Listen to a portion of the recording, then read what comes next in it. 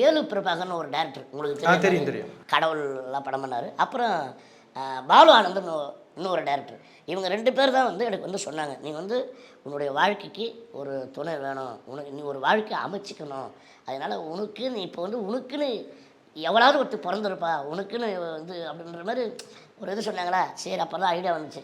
சரி ஓகே, இவங்க 2 பேர் வந்து ஏதோ ஒரு விஷயம் சொல்கிறாங்க.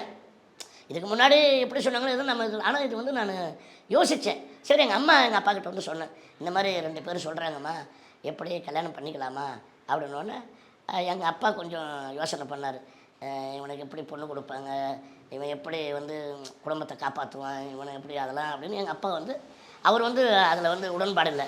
ஆனால் எங்கள் அம்மா வந்து இல்லை கண்டிப்பாக வந்து இவனுக்கு எவ்வளோவது ஒருத்தி ஆண்டவன் படைச்சிருப்பான் இருக்கும் அப்படின்னு ஒன்றதை அப்படியே பொண்ணு தேட போனோம். அப்போ பார்த்தீங்கன்னா அதிசயங்களின் ஆரம்பம்.